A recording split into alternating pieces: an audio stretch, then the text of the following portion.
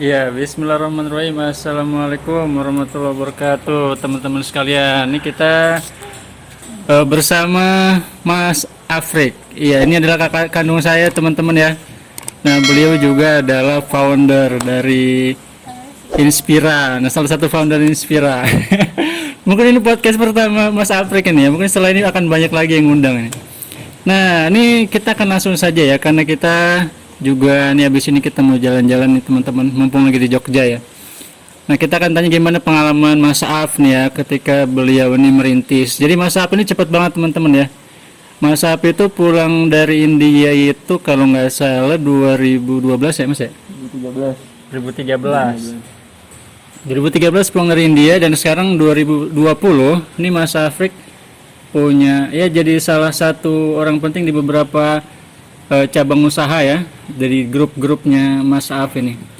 Nah, ini kita akan tanya juga nih gimana sih dan sebenarnya sejauh ini perusahaannya apa aja gitu ya, grup-grupnya apa aja, bisa dijelasin Mas? Dan pertama sebenarnya grupnya apa aja ya? Oh iya, jadi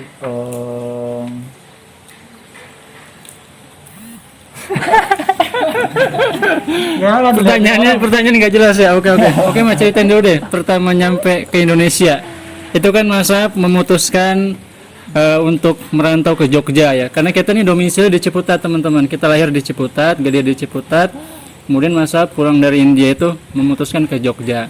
Kira-kira gimana ceritanya Mas waktu itu setelah pulang dari India? jadi waktu di India tuh ketemu sama beberapa temen. Iya. Terus ya Mas Satya waktu itu ketemu sama Mas Satya di India. Terus waktu pulang dari India itu ya emang dulu kepikiran buat bisnis lah. Nah waktu pulang dari India sebelum cari-cari kerja itu tadi saya ya udah deh coba deh setahun eksperimen hidup biar nggak penasaran kan gitu, karena kalau misalnya balik lanjut kerja lagi ya udah jalurnya itu terus. Waktu itu karena punya pikiran mau bisnis juga ya udah setahun deh gitu, kalau misalnya semuanya menyenangkan ya lanjutin, kalau misalnya enggak ya nggak apa-apa.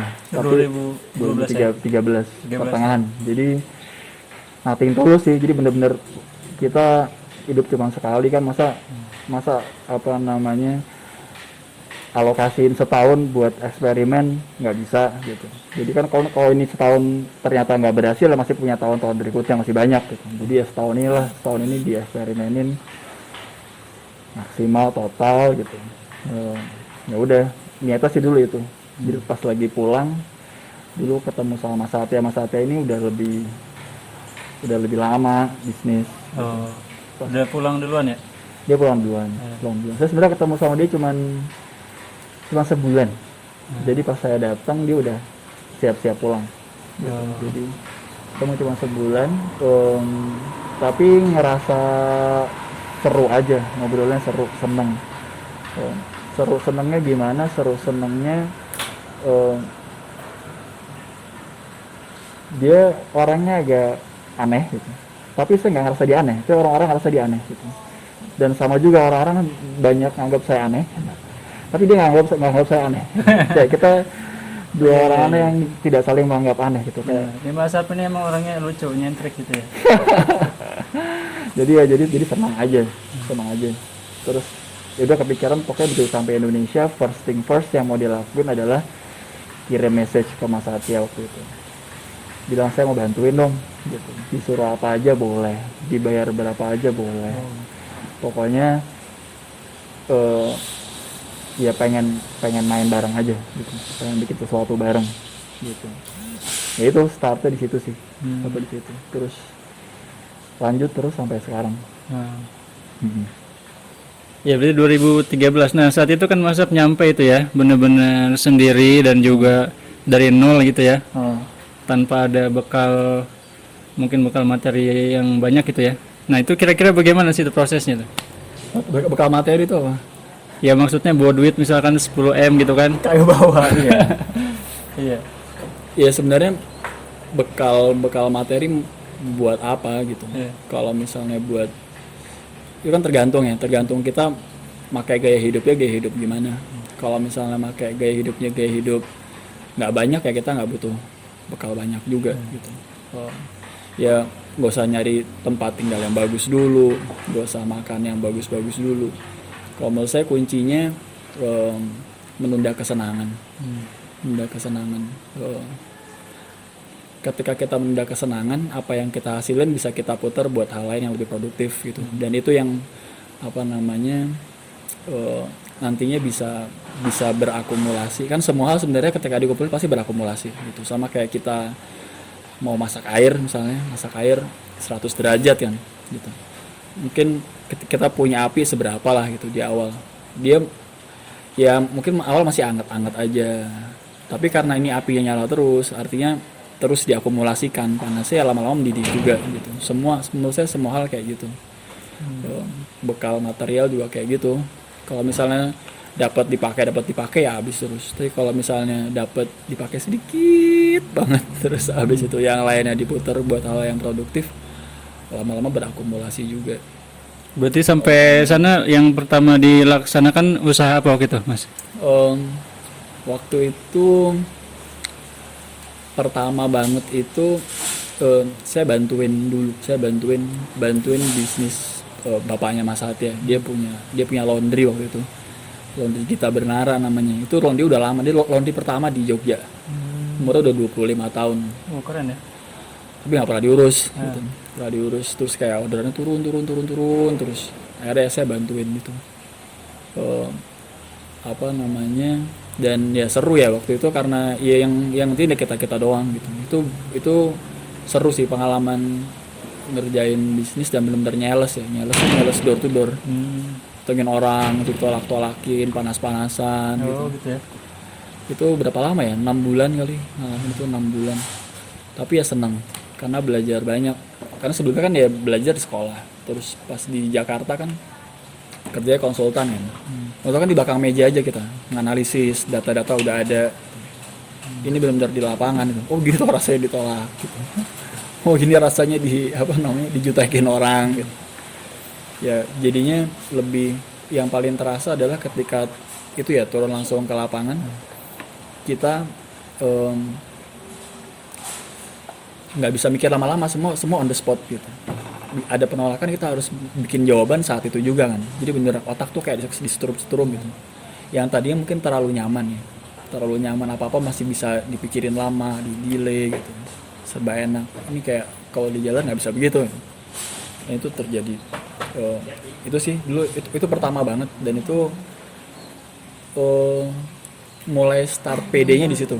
Karena berhasil waktu itu kita berhasil bikin itu. Jadi yang menarik adalah saya berhasil bantu Gita Bernara itu dapat banyak klien hotel yang cuciannya banyak banget tanpa kita punya alat sebagus laundry lain. Jadi ini karena lama dia ketinggalan banyak sebenarnya. Jadi kayak dinosaurus tua tapi udah terancam punah gitu. Bukannya makin lama makin bagus. Itu juga hasil dari belajar kondisi di lapangan ya, merhatiin dan ngerasain emosi ini kok orang sombong banget gitu. Gimana caranya biar dia mau beli nih gitu. Kayak itu ngalaminnya di situ. Dan nah itu juga kayak ketika udah berhasil sekali tuh kita bisa jadi lebih pede gitu. Saya kan sebenarnya orangnya minderan. Bisa apa enggak ya, khawatiran gitu. Ketika keberhasilan kecil itu bikin ngasih pondasi kepercayaan diri sebenarnya. Jadi ternyata kok gue nggak bego-bego amat ya gitu. Berarti laundry pertama itu jalannya berapa setelah 6 bulan jadi langsung bagus itu ya penjualan? Iya dia quadruple ya, naik 4 kali. Bisa naik 4 kali. Jadi cerita gini, saya nawarin ke hotel kan. Mereka kan orangnya bersih necis gitu kan. Saya ke sana pakai motor minjem temen gitu, udah jelek gitu, dekil nih.